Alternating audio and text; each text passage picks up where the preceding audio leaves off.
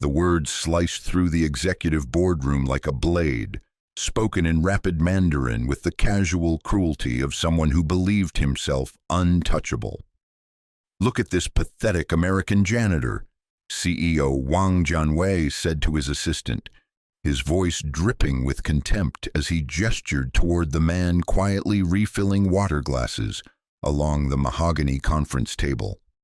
Probably can't even spell his own name correctly, let alone understand what real business looks like. Marcus Chen, though Wang didn't know his surname, had never bothered to learn it, continued his work with steady hands, his expression neutral as he moved between the leather chairs occupied by some of the most powerful executives in Silicon Valley. The late afternoon sun streamed through floor-to-ceiling windows, casting long shadows across the polished table where a $50 million acquisition deal was about to be signed. Wang's assistant, David Liu, shifted uncomfortably but said nothing. The other American executives, none of whom spoke Mandarin, continued reviewing contracts, oblivious to the verbal assault happening right beside them. "These Americans," Wang continued in Mandarin, his voice growing louder with confidence, "they hire the most incompetent people to do the simplest jobs. This one probably dropped out of high school and spends his welfare checks on drugs and alcohol." Marcus's hand trembled almost imperceptibly as he reached for an empty glass. For just a moment his careful composure cracked, revealing something that looked like pain. Then, like a curtain falling, his professional mask returned. But Wang wasn't finished.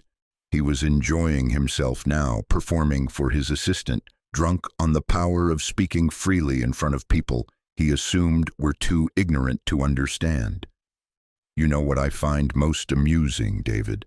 How they lecture us about diversity and inclusion while their own citizens live like animals.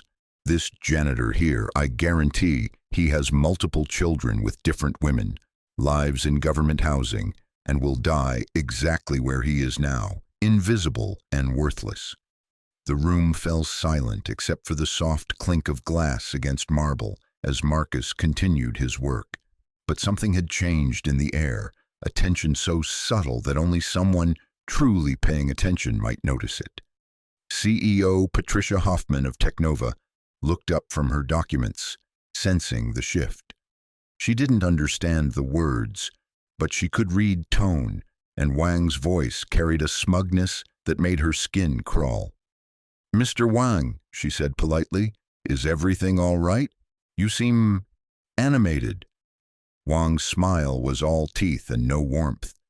"Just sharing observations about American work culture with my colleague. Please continue with the contracts." But as Patricia returned to the documents, she caught something in her peripheral vision that made her pause. Marcus had stopped moving. He stood perfectly still beside Wang's chair, his back straight, his eyes focused on some invisible point in the distance. And then, in the moment that would later be dissected and replayed in corporate folklore across 2 continents, Marcus Chen turned slowly to face Wang Jianwei. His voice, when he spoke, was soft but carried with crystal clarity across the boardroom. "尊敬的王先生," he began in flawless Mandarin, his pronunciation so perfect it could have been poetry. "我想您可能不知道，我的博士学位是在北京大学获得的，专业是国际商务和跨文化交流." "Respected Mr. Wang, I believe you may not know that I earned my PhD from Peking University, specializing in international business and cross-cultural communication." The effect was immediate and devastating. Wang's face cycled through emotions like a broken kaleidoscope. Shock, disbelief, then a creeping horror as the full implications hit him. David Liu actually dropped his pen, the small sound echoing in the sudden silence like a gunshot. If you're enjoying this story so far and want to see how this confrontation unfolds, don't forget to hit the like button and subscribe. Drop a comment telling me where in the world you're watching from. I love hearing from you. But Marcus wasn't finished. His voice remained respectful, almost gentle, as he continued in Mandarin. 我还想提到，我在过去的3年里一直在这里工作，不是因为缺乏能力，而是为了照顾我还有自闭症的8岁儿子，他需要特殊的医疗保险，而这家公司提供这种保险。I would also like to mention that I have been working here for the past 3 years, not due to lack of ability, but to care for my 8-year-old autistic son who requires specialized medical insurance, which this company provides. The temperature in the room seemed to drop 10 degrees. Patricia Hoffman set down her pen with deliberate care, her eyes moving between the two men like she was watching a chess match, where she'd just realized she'd been missing half the pieces. Wang opened his mouth, then closed it. For perhaps the first time in his adult life, words failed him entirely. Marcus continued, his voice never losing its respectful tone, even as his words cut deeper. 您的评论让我想起了孔子的一句话，知之谓知止，不知谓不知，是知也。真正的智慧在于知道自己的无知。Your comments remind me of a quote from Confucius. To know what you know and what you do not know, that is true knowledge. True wisdom lies in knowing one's own ignorance. The silence that followed was so complete, it seemed to have weight. Even the soft hum of the air conditioning felt intrusive. 3 hours earlier, Marcus Chen had woken up in the cramped studio apartment in Oakland that he shared with his son, Danny. The boy was already awake, sitting cross-legged on his bed, methodically arranging his collection of toy trains by color, size, and manufacturer, a ritual that helped him start each day with a sense of order and control. "Good morning, buddy," Marcus said softly, careful not to disrupt the arrangement process. Danny looked up briefly, made eye contact for exactly 2 seconds, a victory that still made Marcus's heart swell after 3 years, then returned to his trains. "Red train, blue train, green train," Danny murmured, his voice barely audible. "Red train goes first because red is fast." "That makes perfect sense," Marcus agreed, moving quietly to the kitchenette to prepare breakfast. Routine was everything for Danny. Any deviation could trigger a meltdown that might last hours. As he scrambled eggs, the only food Danny would eat for breakfast, Marcus's mind wandered to the day ahead. Another 12-hour shift at Technova, moving invisibly through boardrooms and offices, cleaning up after people who looked right through him. Another night of falling asleep at his laptop, trying to finish the consulting proposal that might get him back into the career he'd abandoned. The proposal was for Wang Jianwei's company, actually. 6 months of research into the Chinese market, cultural analysis, strategic recommendations for their American expansion. Marcus had seen the job posting, seeking cultural consultant with extensive China experience and Mandarin fluency, PhD in relevant field preferred, compensation $150,000 annually. The irony wasn't lost on him. He had exactly those qualifications, better than most applicants probably. His dissertation had been on cross-cultural business communication. He'd spent 4 years in Beijing, spoke Mandarin like a native, understood both cultures intimately. But he also had Danny, and Danny needed consistency, specialized medical care, therapy sessions 3 times a week, insurance that covered his sensory processing disorder treatments, the kind of comprehensive health care that came with his current job at Technova, where he'd worked for 3 years as a member of the facilities team, a polite corporate euphemism for janitor. "Daddy," Danny said suddenly, breaking his usual silence, "will you be home for trains tonight?" "I'll be home by 9, Marcus promised, though he wasn't sure it was true. Wang's meeting was scheduled until 8, and if it ran long. 9 o'clock is after 8 o'clock, Danny said matter-of-factly. 8 comes before 9. Red train, blue train, green train. "That's right, buddy, you're so smart." Danny smiled, a rare, brilliant expression that transformed his usually serious face. Smart like Daddy. Daddy knows lots of words. Marcus knelt beside his son, carefully avoiding the train arrangement. I love you, Danny. You know that, right? Love you too, Daddy. Don't forget the red train goes first.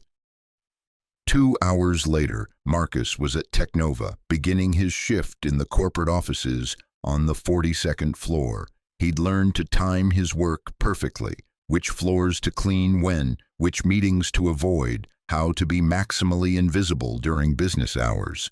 He knew more about Technova's operations than most of the executives. 3 years of cleaning conference rooms meant 3 years of overheating conversations, seeing documents left on tables, understanding the complex web of partnerships and deals that kept the company running.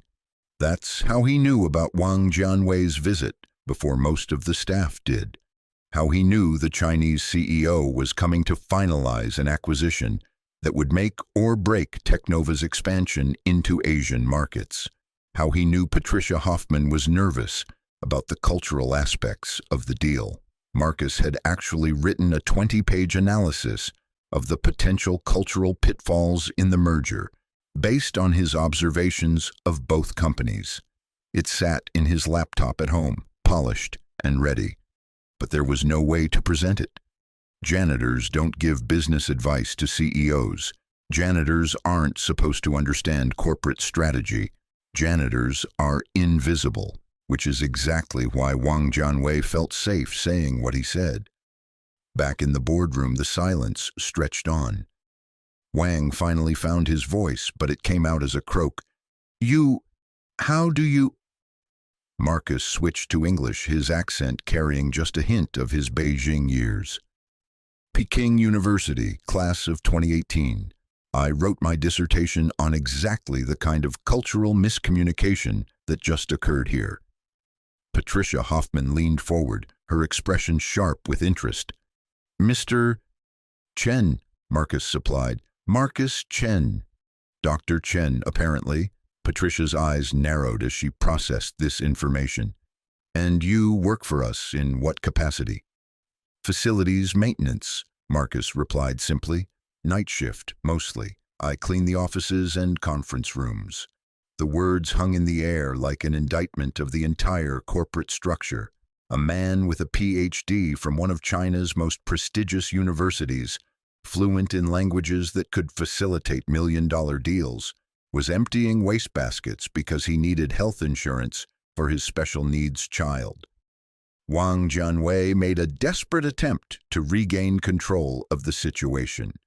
This is some kind of setup. You planted him here to spy on our conversations. Marcus's expression didn't change. In the same respectful tone, he responded in Mandarin. Wang 先生，我理解您的困惑，但我向您保证，这不是什么阴谋。我只是一个父亲，在做自己必须做的事情，来照顾自己的孩子。Mr. Wang, I understand your confusion, but I assure you this is not some conspiracy. I am simply a father doing what I must to care for my child. Then, switching back to English for the benefit of the room, I've been cleaning these offices for 3 years. I've never spoken to anyone about anything I've overheard. This is the first time I've ever revealed that I understand Chinese, and I only did so because your comments crossed a line that I couldn't ignore. David Liu, who had remained silent throughout the exchange, suddenly spoke up in English, his voice barely above a whisper. Dr. Chen, I want to apologize. What my boss said was inexcusable. Wang spun on his assistant, fury flashing in his eyes. But before he could speak, Patricia Hoffman stood up. I think, she said, her voice cutting through the tension like a surgeon's blade, we need to postpone this meeting. Postpone, Wang sputtered, over a janitor's hurt feelings? The words were out before he could stop them, and the moment they left his mouth, Marcus could see Wang realize his mistake. In his anger and embarrassment, He'd just revealed his true character to a room full of potential American business partners. Patricia's expression went arctic over the fact that we apparently have a PhD-level China expert cleaning our floors while we're about to sign a $50 million deal with a man who just demonstrated profound cultural insensitivity and poor judgment. She turned to Marcus, her voice softening but losing none of its authority. "Dr. Chen, would you mind staying for a few minutes after our guests leave? I think we need to have a conversation." Wang Jianwei's face had gone from red to pale in the span of 30 seconds. He could see the deal slipping away, could see the respect in the room evaporating. "This is ridiculous," he said, but his voice lacked conviction. "You're going to tank a crucial partnership over cultural sensitivity training?" "I'm going to tank a crucial partnership," Patricia replied coolly, "over the fact that you just demonstrated exactly why Americans are nervous about doing business with Chinese companies, and over the fact that we apparently have better cultural expertise in our maintenance staff than you do in your executive team." She gathered her documents with finality. "The deal is off, Mr. Wang. David, if your company would like to send someone else to negotiate, someone with better judgment and cultural awareness, we'd be happy to reconsider." Wang stood up so fast his chair nearly toppled backward. "You'll regret this," he said, his English becoming more heavily accented in his anger. "My company has other options." "I'm sure they do," Patricia said mildly. "Good luck with those." As Wang stormed out, David Liu hung back for a moment. He approached Marcus hesitantly, extending his business card. "Dr. Chen," he said quietly, "my father always taught me that wisdom can be found in unexpected places. I should have spoken up earlier. I'm sorry." Marcus accepted the card with a slight bow. "Thank you. That means more than you know." After they left, the boardroom felt different somehow. Lighter, as if a toxic presence had been removed. Patricia sat down heavily in her chair and looked at Marcus with an expression he couldn't quite read. "So," she said after a long moment, "it seems we've been wasting a considerable asset." Marcus straightened, unsure how to respond. 3 years of careful invisibility had just been shattered in the space of 10 minutes.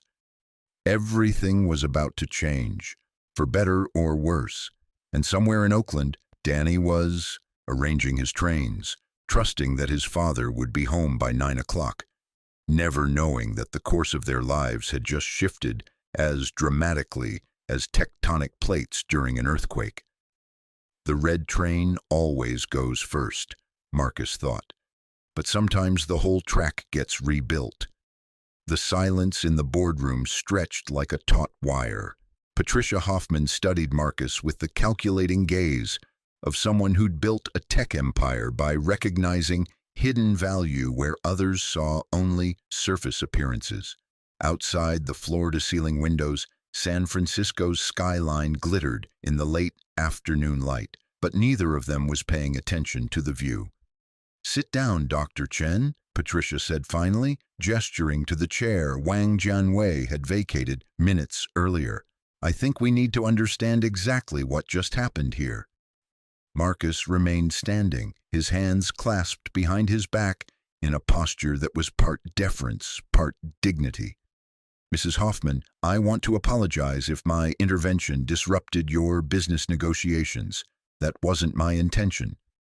"Your intervention," Patricia repeated, a slight smile playing at the corners of her mouth, "just saved this company from what would have been a catastrophic partnership, but we'll get to that in a moment." She opened her laptop, fingers flying across the keyboard. "First, I want to see your employee file." As she scrolled through the digital records, her expression grew increasingly bemused. Marcus Chen, 3 years with the company, facilities maintenance, exemplary performance reviews, 0 disciplinary actions, 0 sick days, 0 vacation days taken. She looked up sharply. 0 vacation days? In 3 years? I couldn't afford the time off. Marcus said simply. My son needs consistent care, and the health care coverage requires continuous employment. Patricia's fingers resumed their keyboard dance. It says here you have a high school diploma, no college listed. I never updated my education information when I was hired. The position only required a high school diploma, so... He shrugged. It seemed irrelevant. Irrelevant. Patricia's voice was flat with disbelief. A PhD from Peking University seemed irrelevant to you? Marcus met her gaze steadily. Mrs. Hoffman, with respect, when you're desperate enough to take any job that provides health insurance for your special needs child, academic credentials become a luxury you can't afford to mention. Most employers see overqualified as a red flag. They assume you'll leave the moment something better comes along. The brutal honesty of the statement hit Patricia like a physical blow. She'd built Technova on the principle of finding and nurturing talent, yet somehow one of the most qualified people in the building had been hiding in plain sight for 3 years. Tell me about your son, she said, closing the laptop. Marcus's entire demeanor shifted. The careful professional mask softened, revealing something raw and fiercely protective underneath. Danny is 8. He was diagnosed with autism spectrum disorder when he was 3. He's incredibly intelligent. He can remember every train schedule in the Bay Area, can tell you the population of any city in China, speaks in perfect logical sequences. Marcus paused, his voice catching slightly. But he struggles with change, with crowds, with unexpected situations. He needs routine, specialized therapy, medical care that costs more than most people make in a year. And his mother? She died when Danny was 2. Car accident. Marcus's voice was steady, but Patricia could see the effort it took to maintain that steadiness. The medical bills from her hospitalization, combined with Danny's ongoing care needs. Let's just say that financial stability became more important than career advancement. Patricia nodded slowly, pieces of a larger puzzle beginning to fall into place. So you took a job here because we have excellent healthcare coverage. The best in Silicon Valley for developmental disorders, Marcus confirmed. Technova's partnership with Children's Hospital covers Danny's therapy, his occupational therapy, speech therapy, behavioral interventions. Without this job, without this insurance. He didn't finish the sentence. He didn't need to. Patricia stood and walked to the window, her reflection ghost-like against the darkening sky. Dr. Chen, Marcus, can I ask you something? In your professional opinion, as someone who specializes in cross-cultural business communication, how badly did we just dodge a bullet with Wang Jianwei? Marcus was quiet for a long moment, clearly weighing his words. May I speak frankly? Please do. Wang Jianwei represents everything that makes Western companies nervous about Chinese business culture. He's arrogant, dismissive of local customs, and fundamentally believes that economic power entitles him to disrespect anyone he perceives as beneath him. Marcus's voice grew more confident as he shifted into his area of expertise. More concerning from a business perspective, he clearly hasn't done his homework on American corporate culture.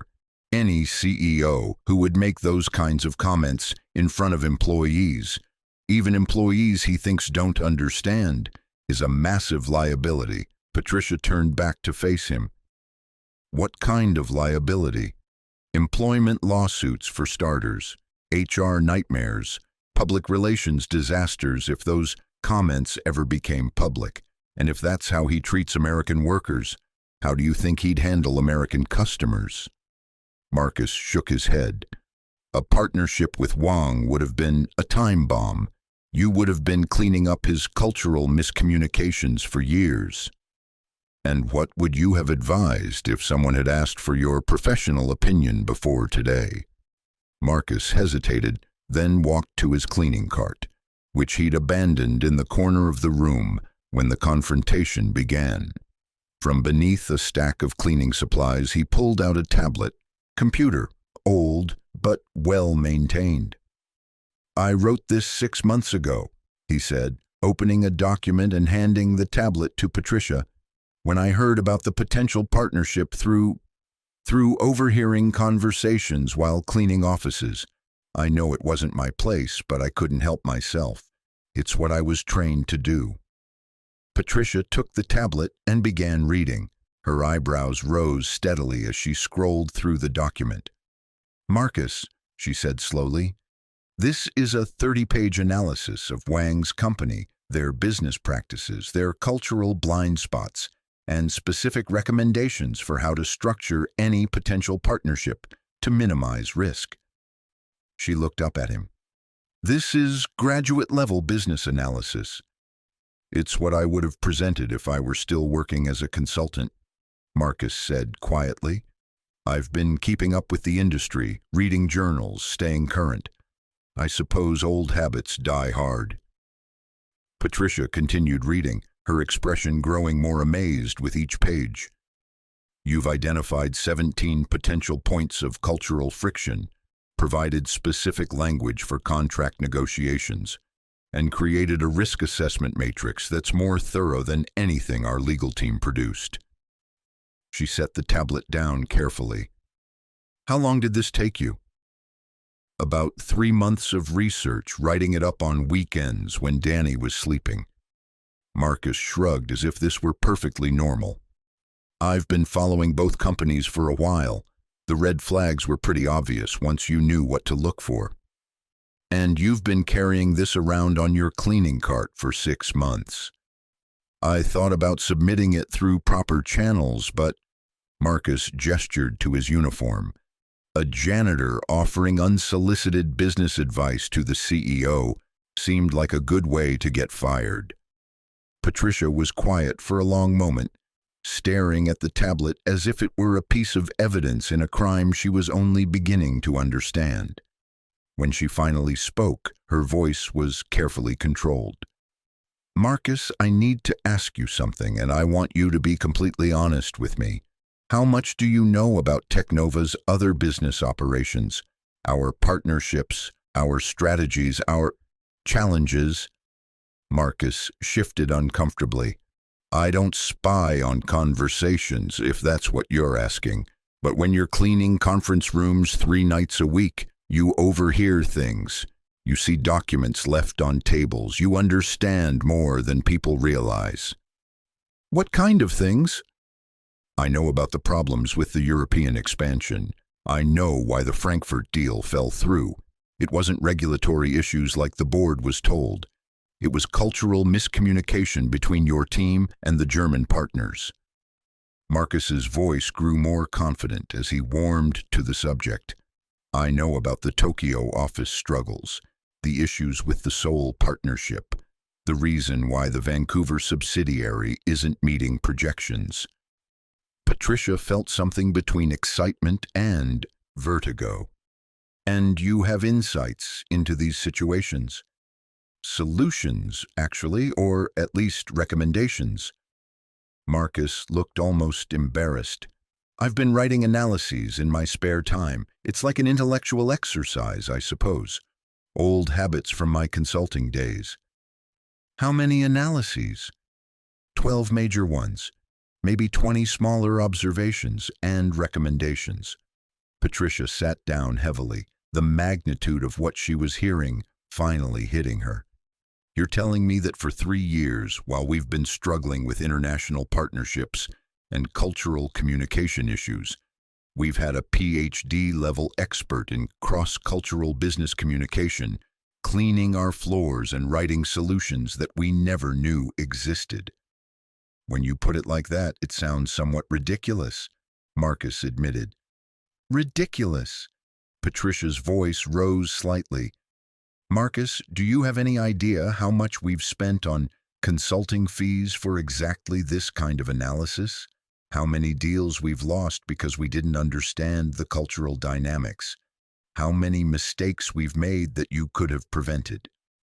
Marcus was quiet, sensing that Patricia's frustration wasn't directed at him, but at the systemic blindness that had kept his expertise hidden. Patricia picked up her phone and dialed an extension. "Jennifer, cancel my remaining appointments for today and set up a meeting with the entire senior staff for tomorrow morning at 9. "Yes, I know it's short notice. Make it happen." She hung up and turned back to Marcus. "Dr. Chen, I'm going to make you an offer. But first, I need to understand something. Why haven't you been looking for jobs in your field? Surely there are companies that would value your expertise and offer comparable benefits." Marcus was quiet for a long moment, his gaze drifting to the window where the first lights of evening were beginning to twinkle across the city. When he spoke, his voice carried the weight of 3 years of careful compromises and difficult choices. "I applied to 47 companies in my first year here," he said finally. "Consulting firms, tech companies, universities, non-profits. 47 rejections. Some were polite. We found a more suitable candidate. Others were more honest. We're concerned about your ability to travel given your family obligations. A few were brutal. We don't think you'd be a good cultural fit." He turned back to Patricia. What they meant, though they couldn't say it directly, was that a single father with a special needs child was too much of a liability. Too many potential absences, too many complications, too many requests for accommodation. It doesn't matter how qualified you are if employers see your family situation as a problem to be avoided. Patricia felt a familiar anger rising in her chest, the same fury that had driven her to start her own company when she'd been passed over for promotion too many times because she was a woman in tech. That's illegal discrimination. "Proving it is nearly impossible," Marcus replied. "No one ever says, 'We're not hiring you because of your child.' They say, 'We found someone with a better skill set,' or 'someone who's a better fit for our team culture.' How do you prove that what they really mean is someone without complications?" "So you stopped looking." "I stopped looking for traditional positions, yes, but I never stopped working in my field." Marcus gestured to his tablet. "I've been doing freelance translation work online, writing cultural analysis pieces for small firms, providing consultation through digital platforms, small projects, anonymous work, things I can do at night after Danny goes to sleep." "How much does that bring in?" "About $800 a month. Not enough to replace my salary here, but enough to keep my skills sharp and help with Danny's therapy costs that insurance doesn't cover." Patricia was beginning to see the full picture now, a man of extraordinary capability forced into invisible work, maintaining his expertise in the shadows while doing whatever it took to care for his child. The waste of human potential was staggering, but what impressed her more was Marcus's refusal to let his circumstances destroy his intellectual life. "Show me the other analyses," she said suddenly. "I'm sorry?" "The 12 major analyses you mentioned. I want to see them, all of them." Marcus hesitated. "Mrs. Hoffman, I should explain that Danny will be expecting me home by 9. His routine is very important, and if I'm late without warning—" "Call him," Patricia interrupted, "or call whoever watches him. Tell them you'll be late tonight, but that it's important. Tell them—" She paused, choosing her words carefully. "Tell them that Daddy's work life might be changing very soon."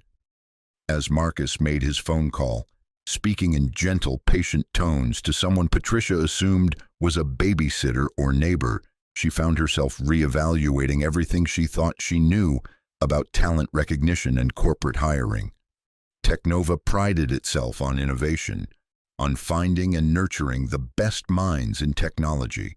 They had recruiters scouring top universities, poaching talent from competitors, paying premium salaries for expertise. And yet their most valuable cultural asset had been emptying their trash cans for 3 years. When Marcus finished his call, he opened his tablet and began showing Patricia his work. Analysis after analysis, each one more impressive than the last. Strategic recommendations for the Tokyo expansion that addressed specific cultural protocols. A risk assessment for the Berlin partnership that identified potential legal complications months before they materialized. A detailed framework for navigating regulatory differences between American and EU data privacy laws. Marcus, Patricia said after reviewing the sixth analysis, this work is extraordinary. This isn't just academic theory. These are practical, implementable solutions to real problems we've been struggling with. Thank you. I've tried to focus on actionable insights rather than abstract cultural observations. Patricia closed the tablet and looked directly at him. I want to offer you a position as Technova's Director of International Cultural Relations. Your starting salary would be $150,000 annually, with full benefits, including enhanced health care coverage that would be even better than what you have now for Danny's needs. Marcus went very still. For a moment, Patricia thought he might faint. Mrs. Hoffman, that's incredibly generous, but I need to be upfront about my limitations. I can't travel extensively. I can't work late hours on a regular basis. Danny needs a father who's present and available. Patricia interrupted. I understand that. This position would be structured around your family obligations, not in spite of them. Primary work hours 9 to 5.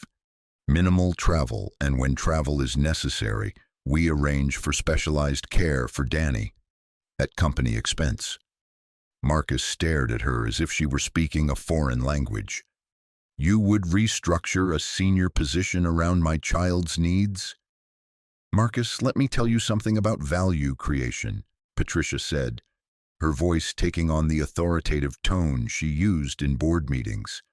Technova has lost approximately $15 million in the last 3 years due to cultural miscommunications and failed international partnerships. $15 million. Your expertise could have prevented most of those losses. She stood and began pacing. The executive energy that had built her company now focused entirely on this moment. You think accommodating your schedule is a favor I'd be doing for you.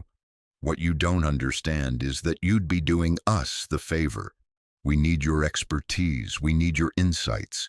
We need someone who can prevent us from making expensive cultural mistakes. Patricia stopped pacing and fixed Marcus with a direct stare. And frankly, we need someone who understands what it means to work hard and sacrifice for something important. Marcus was quiet for a long moment, and Patricia could see him processing not just the offer, but the fundamental shift it represented in how he thought about his own value. There's something else, Patricia continued. I want you to present your Wang Jianwei analysis to the board tomorrow morning. I want them to understand not just what we avoided today, but what we've been missing by having your talents hidden in maintenance work. You want me to present to the board? Marcus's voice was careful, uncertain. As a janitor or as a potential employee? As Dr. Marcus Chen, expert in cross-cultural business communication and our newest senior director. Patricia's smile was fierce with satisfaction. I want them to see exactly what happens when we judge people by their uniforms instead of their capabilities. Marcus looked down at his cleaning uniform, then back at Patricia. Mrs. Hoffman, I need to ask you something. This offer, is it because you feel guilty about the Wang situation, or because you genuinely believe I can add value to your company? The question was so direct, so honest, that Patricia had to respect it. She thought for a moment before answering. 6 months ago, if someone had told me we had a PhD-level cultural expert working in maintenance, I would have been horrified at the waste. If they'd told me that expert had been writing sophisticated business analyses in his spare time while we struggled with international deals, I would have been embarrassed at our blindness. Patricia's voice grew stronger. But today, watching you handle Wang Jianwei with such skill and grace while he attempted to humiliate you, seeing the quality of your work, understanding the sacrifices you've made to care for your son while maintaining your intellectual excellence. Today I realized that offering you this position isn't charity. It's the smartest business decision I could make. She extended her hand. So, Dr. Chen, do we have a deal? Marcus looked at her outstretched hand, then at the tablet containing 3 years of hidden work, then at the boardroom where his life had changed forever in the span of 30 minutes. Mrs. Hoffman, he said finally, we have a deal. As they shook hands, Marcus felt something he hadn't experienced in 3 years, the possibility that his expertise and his role as Danny's father might finally exist in the same space, that he might not have to choose between intellectual fulfillment and his child's well-being. Outside the windows, San Francisco's lights twinkled like stars scattered across the darkness, and for the first time since that awful day, when Danny's mother had died, the future looked bright with possibility. But first, he had to get home to Danny. After all, the red train always goes first, and some routines are too important to break, no matter how much the world might be changing. If you're hooked on this story and want to see how Marcus's transformation unfolds, make sure to subscribe and turn on notifications so you never miss an upload. Your support means everything and helps me bring you more emotional stories like this one. The morning sun streamed through the executive conference room windows as Marcus Chen stood at the head of the polished mahogany table, a PowerPoint presentation glowing on the screen behind him.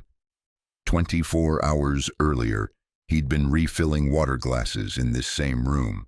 Now, 12 senior executives stared at him with expressions ranging from curiosity to barely concealed skepticism. Patricia Hoffman sat at the far end of the table, her face carefully neutral, but Marcus could sense her tension. She'd gone out on a limb promoting him overnight, and if this presentation failed, her credibility would suffer alongside his career prospects. Ladies and gentlemen, Marcus began, his voice steady despite the magnitude of the moment.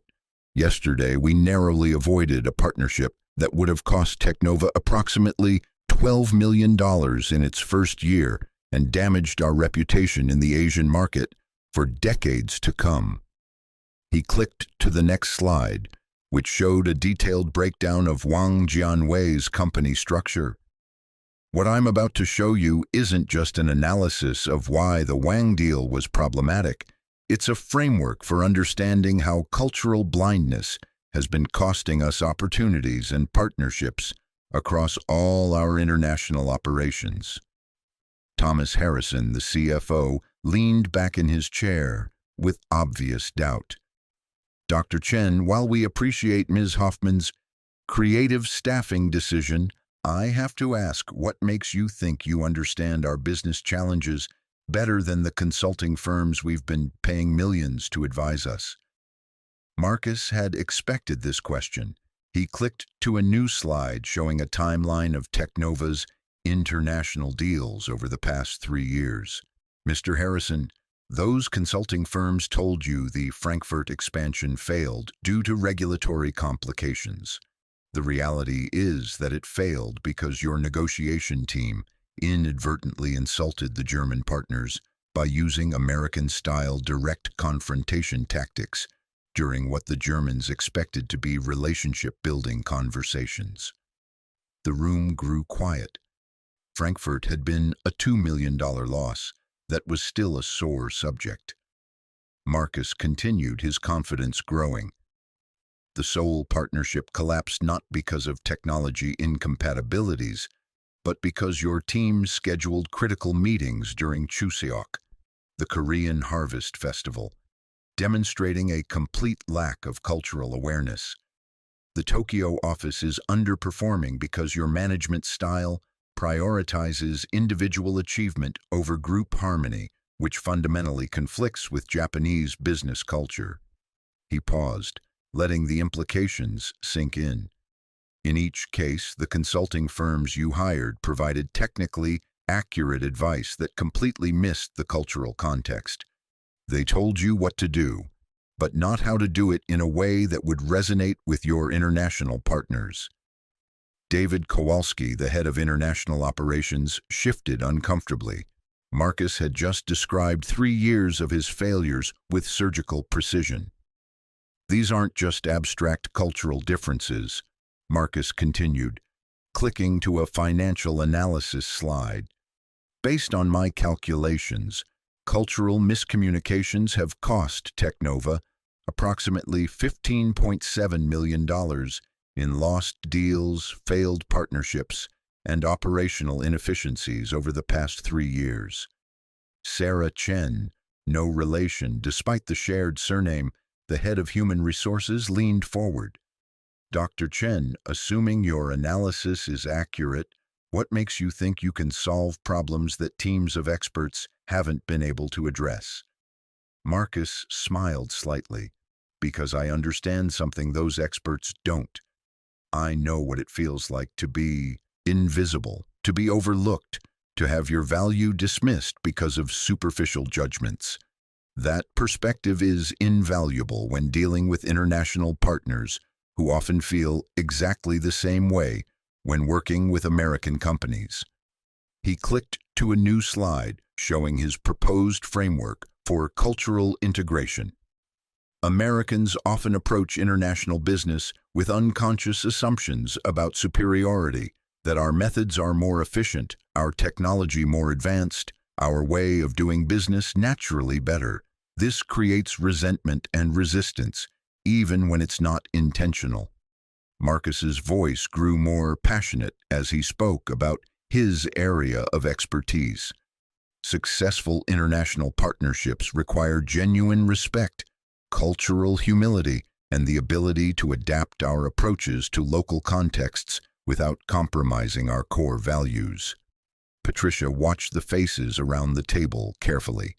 She could see skepticism giving way to interest, doubt transforming into engagement. Marcus moved to his specific recommendations. For our existing Asian partnerships, I propose implementing cultural liaison positions, employees who understand both cultures and can serve as bridges during negotiations and ongoing operations. For future deals, mandatory cultural preparation that goes beyond surface-level etiquette to address fundamental differences in communication styles, decision-making processes, and relationship building. Thomas Harrison interrupted. Dr. Chen, this all sounds very academic, but how do we measure the ROI on cultural sensitivity? Excellent question. Marcus clicked to a projection slide. Based on industry benchmarks and my analysis of our historical data, proper cultural integration could increase our success rate with international partnerships by approximately 40%.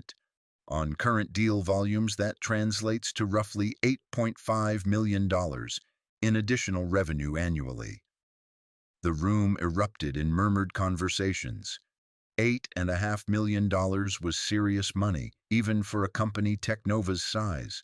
Marcus clicked to his final slide, a photo of Danny arranging his toy trains, included not for sentimentality, but to make a crucial point. My son has autism, he said simply. He sees patterns that others miss, finds order in chaos, notices details that neurotypical people overlook. In many ways, cross-cultural communication requires similar skills, the ability to see beyond surface interactions to underlying patterns, to notice what's being communicated non-verbally, to understand that different doesn't mean inferior. He paused, making eye contact with each executive around the table. For 3 years, I've been the invisible man in this company. I've cleaned your offices, emptied your trash, reset your conference rooms, and in that invisibility, I've observed patterns that might not be obvious from executive perspectives. I've seen how we accidentally exclude, how we unintentionally offend, how we Miss opportunities because we're not looking through the right lens. Marcus closed his laptop and stood straighter. The question isn't whether I'm qualified to help solve these problems. The question is whether Technova is ready to value insights that come from unexpected places and use them to build better relationships with the rest of the world. The silence that followed was different from yesterday's stunned quiet in the boardroom. This was the silence of people thinking, processing, recalculating their assumptions. Finally, Patricia spoke. Questions for Dr. Chen.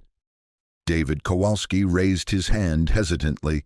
Marcus, Dr. Chen, I have to ask the obvious question. If you have this level of expertise, why were you working in maintenance? Why didn't you apply for positions more suited to your qualifications?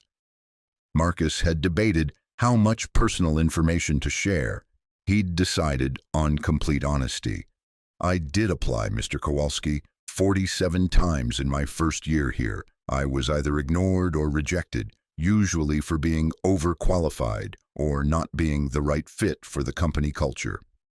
He paused. What employers meant, though they couldn't say directly, was that a single father with a special needs child was a liability they didn't want to take on. The discomfort around the table was palpable. Sarah Chen looked particularly pale. So I took the job that was available, that provided the healthcare coverage my son needed, and I did it to the best of my ability, while continuing to develop my expertise in the background. Marcus's voice remained steady. I never stopped being a cultural communication specialist. I just stopped expecting anyone to recognize it. Patricia stood up. I think Dr. Chen's presentation speaks for itself. The question before us now is whether we're going to continue making expensive cultural mistakes, or whether we're going to invest in expertise that's already proven its value. Thomas Harrison looked at his financial projections again.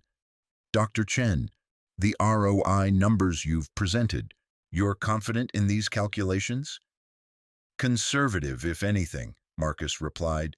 I haven't included the value of reputation enhancement, reduced legal risks from cultural misunderstandings, or the competitive advantages of being known as a culturally competent partner. And you can deliver these results while maintaining your family responsibilities? Marcus met his gaze directly. Mr. Harrison, I've been developing this level of cultural analysis while working night shifts and raising a special needs child alone. With proper resources and support, I can deliver significantly more. Patricia looked around the table, all in favor of approving Dr. Chen's promotion to Director of International Cultural Relations. The vote was unanimous. As the meeting broke up, executives approached Marcus individually. David Kowalski apologized for overlooking his applications. Sarah Chen promised to review their hiring practices for unconscious bias. Thomas Harrison wanted to discuss specific financial projections for the Asian market. But the conversation that mattered most came from an unexpected source. Jennifer Wang, a junior analyst who'd been quietly taking notes throughout the meeting. Dr. Chen, she said, as others filed out, I wanted to thank you. For what? For showing us that expertise can be hidden anywhere.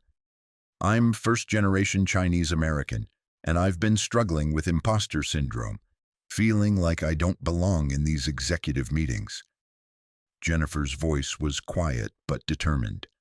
Watching you present today, seeing how you turned being underestimated into a strength, it gives me hope that my perspective has value too.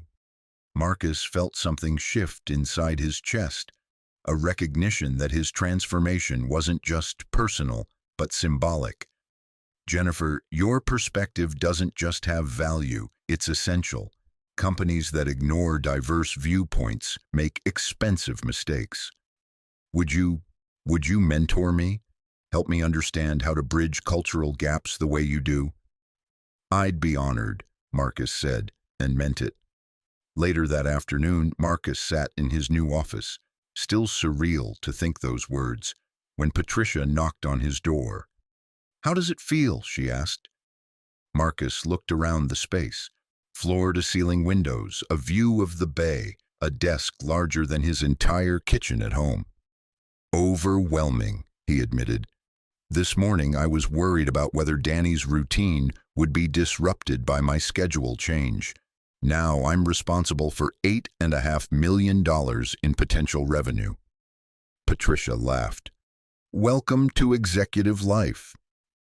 "But Marcus, I want you to know something. This promotion wasn't charity, and it wasn't guilt. You earned this position through the quality of your work and the value you bring to this company." "I know," Marcus said, and for the first time in 3 years, he truly believed it. "But I also know that opportunity often requires advocacy. If you hadn't been willing to see beyond my uniform, none of this would have happened." "That's true, and that's something we need to change systemically." Patricia's expression grew serious. "I want you to work with Sarah Chen on reviewing our hiring practices, our promotion criteria, our assumptions about what qualified candidates look like. How many other Marcus Chens are we missing?" The question hung in the air between them, heavy with implications. That evening, Marcus drove to Danny's school to pick him up, something he'd never been able to do during normal business hours. The boy's face lit up when he saw his father walk into the aftercare program at 5:30 p.m. instead of the usual 9:30 p.m. pickup. "Daddy!" Danny ran to him, his routine temporarily forgotten in his excitement. "You're early, like the red train." "That's right, buddy. Daddy's schedule changed. I get to pick you up every day now at this time." Danny processed this information with the serious concentration he applied to train schedules. "Every day at 5:30? Every day at 5:30. That's good," Danny declared. "I like it when Daddy comes early." On the drive home, Danny chattered about his day, an unusual burst of communication that Marcus treasured. But as they pulled into their apartment complex, Danny grew quiet. "Daddy," he said finally, "are we still going to live here?" Marcus looked at their modest building, then at his son's worried face. Change was difficult for Danny, and Marcus realized that his promotion might feel threatening rather than exciting. "Yes, buddy, we're going to stay right here. Same apartment, same room, same trains." Marcus paused. "But maybe we can get some new trains to go with the ones you have." Danny's smile was brilliant. "New trains, can we get a bullet train? They go very fast." "We can get a bullet train." That night, after Danny was asleep, Marcus sat at his kitchen table with his laptop, but instead of working on consulting projects for $8 an hour, he was reviewing Technova's international partnership strategies and planning cultural training programs. His phone buzzed with a text from Patricia. "Board approved your full proposal. Start hiring your team next week. Congratulations, Director Chen." Marcus stared at the message, then at the framed photo of Danny and his mother that sat on the table. 3 years ago, when Emma died, he'd thought his professional life was over, that he'd spend the rest of his career in invisible work, sacrificing his intellectual life for his child's needs. Tonight, he understood that sacrifice and success weren't opposing forces. His years of invisible work had taught him empathy, humility, and the ability to see value in unexpected places. His experience as a single parent had shown him how to work efficiently, prioritize effectively, and never give up when the stakes truly mattered. Most importantly, his love for Danny had taught him that worth isn't determined by titles or salaries, but by the care we show for others and the effort we make to use our gifts in service of something larger than ourselves. Marcus opened his laptop and began typing his first official report as Director of International Cultural Relations. But before he wrote about market strategies or cultural frameworks, he wrote a dedication. For Danny, who taught me that different ways of seeing the world aren't limitations, they're superpowers. And for all the invisible experts hiding in plain sight, waiting for someone to recognize that expertise comes in many forms, and all of them matter. 2 weeks later, Wang Jianwei's assistant, David Liu, called Technova's main number and asked to speak with Dr. Marcus Chen. When the call was transferred to Marcus's office, David's voice was respectful, almost humble. "Dr. Chen, I wanted to inform you that my company has terminated Mr. Wang for his behavior during the negotiations. We've also hired a cultural communications firm to review all our international business practices." David paused. "The firm we hired was recommended by several American companies. When I told them about the incident at Technova, they said we should have consulted with you from the beginning." Marcus leaned back in his chair, looking out at the San Francisco Bay, where container ships carried goods between cultures, bridges spanning differences that once seemed insurmountable. "David, I appreciate you calling. If your company is serious about improving its cultural competency, I'd be willing to consult on your American expansion strategy." That would be an honor, Dr. Chen." After hanging up, Marcus smiled. Sometimes the red train doesn't go first, after all.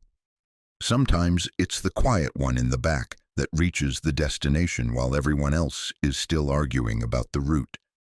His desk phone buzzed with an internal call. "Dr. Chen, there's someone here to see you, a janitor from the night shift.